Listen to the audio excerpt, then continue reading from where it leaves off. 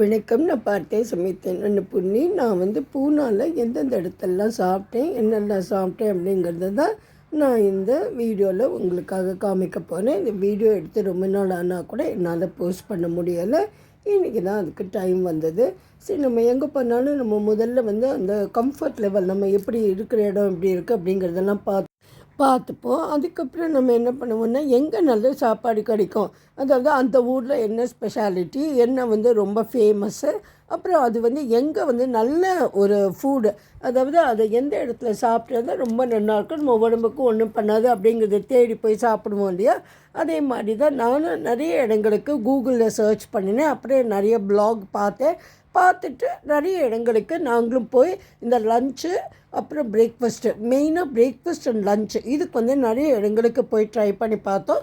சில இடத்துலலாம் அந்த ப்ளாக்ஸ் எல்லாம் வந்த மாதிரி ரொம்ப ரொம்ப சூப்பராகவே இருந்தது, நல்ல டேஸ்டியாகவும் இருந்தது, ரொம்ப ஹைஜீனிக்காகவும் இருந்தது. சரி, இப்போ நம்ம எங்கே போனோம், என்னெல்லாம் சாப்பிட்டோம் அப்படிங்கிறத பார்க்கலாம். கோரேகான் லேன்னு சொல்லி இருந்தது. ஆனால் இந்த இடத்த நாங்கள் கண்டுபிடிக்கிறதுக்கு, நாங்கள் வரத்துக்கு ஒரு 1 டே முன்னாடி தான் இதை கண்டுபிடிச்சோம். மார்னிங் நாங்கள் ஒரு 7-7:30 கிளம்பிட்டு போனாக்கா நாங்கள் எக்ஸ்பெக்ட் பண்ண லெவலுக்கு மேலேயே ரொம்ப ரொம்ப ஹையராக இருந்தது. அந்த லேனே அவ்வளோ ப்ளசண்ட்டாக இருந்தது. 2 பக்கமும் நிறைய மரங்கள், அதனால அன்றைக்கி வெயிலும் அவ்வளோவா இருக்கலை. அப்புறமே 2 பக்கமே ரெஸ்டாரண்ட்ஸு, அப்புறம் ஸ்ட்ரீட் ஃபுட் எல்லாமே இருந்தது.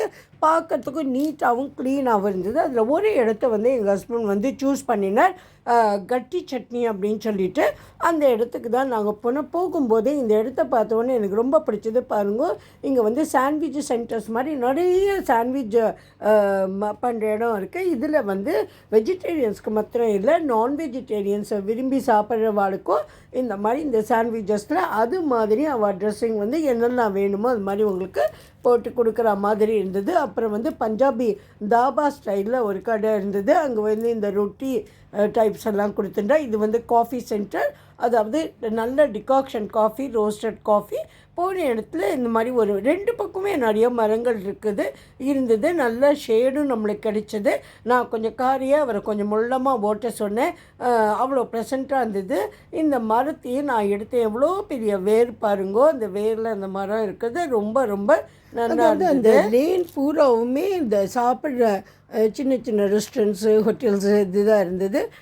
அந்த ரோடு பாருங்க, ரொம்ப நீட்டாக க்ளீனாக நல்ல அகலமான ரோடாகவும் இருந்தது. அப்புறம் 2 பக்கமும் நிறைய மரங்கள் இருந்ததுனால நல்ல நம்மளுக்கு நிழலும் கிடைச்சிது. இது ஒருத்தர் கொய்யாப்பழம் விற்றுருந்தார். எங்கே போனாலும் இந்த மாதிரி கொய்யாப்பழம், மாங்காய்லாம் இருக்கும் இல்லையா. இதுக்கு ஸ்ரீமதி கங்குபாயி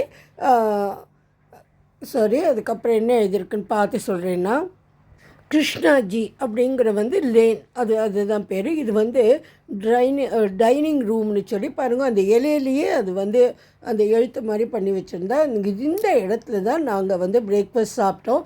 இதுக்கு பேர் கட்டி சட்னின்னு பேர். ரொம்பவே நல்லா இருந்தது. நான் பார்த்த இடங்கள்லேயே த பெஸ்ட்டுன்னு சொல்லலாம். இங்கே இது பக்கத்தில் இன்னொரு லேனில் நான்வெஜ் பிரியர்களுக்காக அவளுக்கு வேண்டிய மாதிரி எல்லாம் பண்ணியிருந்தா. அதையும் நான் ஃபோட்டோகிராஃப் எடுத்தேன். அப்புறம் பாருங்கள், இந்த சீட்டிங் அரேஞ்ச்மெண்ட்டே எவ்வளோ நல்லா இருக்குது பாருங்கள். இங்கே படிக்கட்டு இருக்குது இல்லையா, அங்கேயே இது நான் கொஞ்சம் சாயங்காலம் போய் யாரும் இல்லாதப்போ எடுத்தேன். அங்கே எல்லோரும் அங்கேயும் வெளியிலையும் உட்காந்து சாப்பிடலாம்.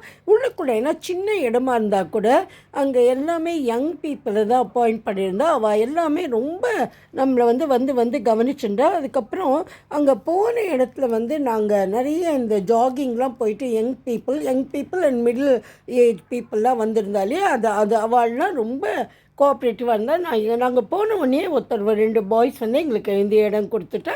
ஆனால் நல்ல க்ரௌடு, அதாவது இட் வாஸ் ரியலி க்ரௌடட். அங்கே விஜய் சாரோட ஒரு படம் இருந்தது. எனக்கு பொலிட்டிக்ஸ் பற்றி எல்லாம் தெரியாது. நான் இந்த படம் நல்லா இருக்குன்னு சொல்லி சட்னா அதையும் எடுத்துட்டேன். அப்புறம் நாங்கள் சாப்பிட்டது அன்றைக்கி காத்தால இட்லி, பொங்கல், வடை சாப்பிட்டோம்.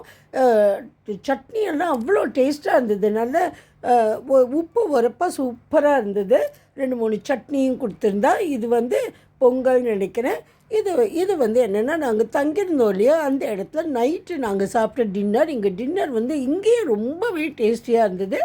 இது வந்து மிக்சட் வெஜிடபிள் கறி ஒன்று இருந்தது, ஜீரா ரைஸ் இருந்தது, அப்புறம் ஒரு பொட்டேட்டோ கறி இருந்தது, ஒரு சூப் இருந்தது.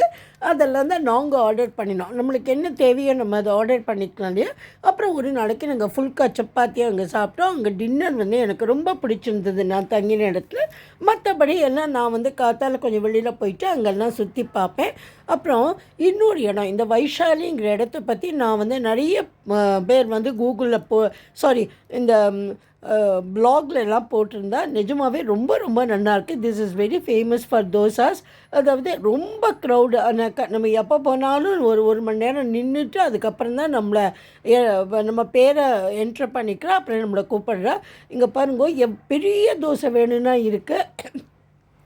அட் த சேம் டைம் வந்து உங்களுக்கு நார்மல் சைஸ்லேயும் இருக்குது. எல்லா விதமான வெரைட்டி சொல்லவே முடியாது. இது வந்து நாங்கள் நைட்டு சாப்பிட்டது தான் மறுபடியும் அந்த வீடியோ வந்திருக்கு. அந்த வைஷாலியில் சூப்பராக இருந்ததுங்க. இது வரைக்கும் நான் வந்து ஹைதராபாத்லேயும் இவ்வளோ நல்லா தோசை சாப்பிட்டது இல்லையோன்னு தோணிட்டு எனக்கு அதை பார்த்தா. அவ்வளோ variety of dosa, very kind.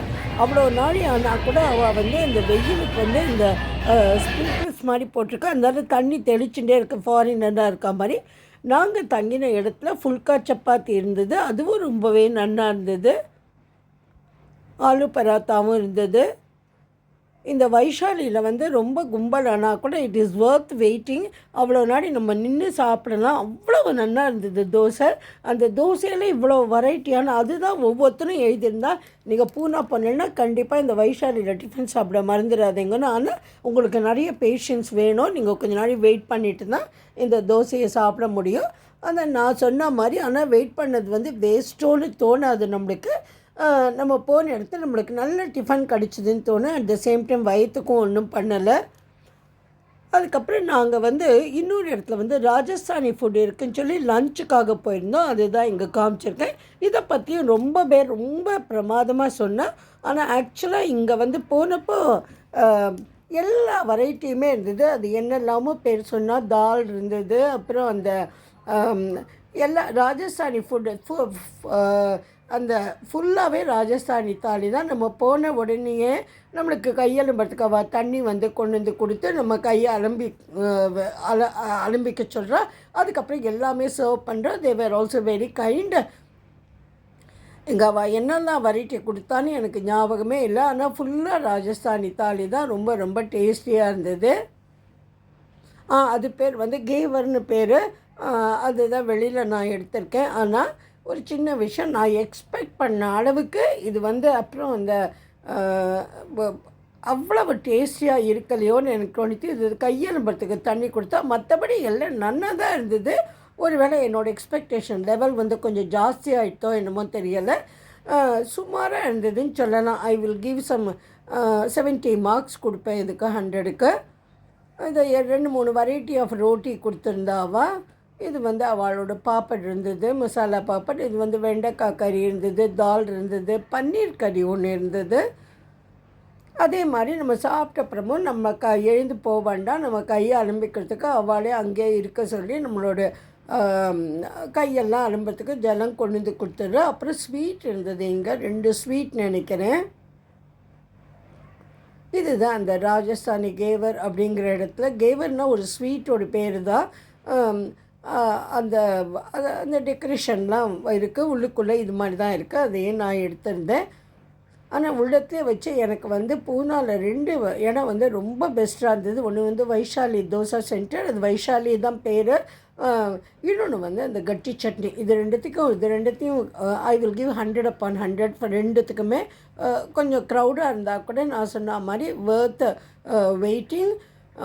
சில இடங்கள் எல்லாம் அந்த மிசல் பாவெலாம் ரொம்ப நல்லாயிருக்குன்னு சொன்னால். அதே மாதிரி ஒரு இடத்துல வந்து ரொம்ப எழுதியிருந்தா எல்லாருமே இந்த போஹா பற்றி. ஆனால் நான் அங்கே போனப்போ அது வந்து கிளீன்லினஸ் எனக்கு வந்து ஐ வாசன்ட் வெரி சாட்டிஸ்ஃபைட். எனக்கு அவ்வளோ தூரம் அது நீட்டாக இருக்குமா. இது வந்து தயிர் சாதம் ராத்திரி நாங்கள் சாப்பிட்டது. இது வந்து கட்டி சட்னியில் தான் சாப்பிட்டோம். இதுக்கு வந்து மோர் மிளகா வேறு கொடுத்துருந்தா. இது வந்து நாங்கள் தங்கின இடத்துலையே டின்னர் வந்து ரொம்பவே நல்லா இருந்தது. இங்கே லன்ச்சும் நல்லா தான் இருந்திருக்கும். ஆனால் most of the days we were out. அதனால் வந்து லன்ச்சஸ் இங்கே நாங்கள் சாப்பிடல தங்கின இடத்துல. ஆனால் டின்னர் நிறைய நாளைக்கே சாப்பிட்டோம். சில இடங்கள்லலாம் அந்த போஹா வந்து ரொம்ப ஃபேமஸ் இல்லையா பூனாவில். ஆனால் 1-2 இடத்துக்கு இந்த சில ப்ளாக்லலாம் ரொம்ப நல்லாயிருக்கும், சில இடங்கள்லாம் நான் போய் பார்த்தேன். ஆனாக்கா எனக்கு நான் சொன்ன மாதிரி அந்த கிளென்லினஸில் கொஞ்சம் டவுட் வந்துடுச்சு. எனக்கு வயிற்றுக்கு எதுவும் பண்ணக்கூடாதுன்னு தான் நாங்கள் இங்கே சாப்பிடாம வந்துட்டோம். நாங்கள் இன்னொரு இடத்துக்கு போயிட்டோம். இது வந்து நாங்கள் என்னெல்லாம் சாப்பிட்டோம், அங்கே வந்து எப்படி ஃபுட் இருந்ததுன்னு என்னோடய எக்ஸ்பீரியன்ஸை நான் இங்கே எழுதியிருக்கேன்.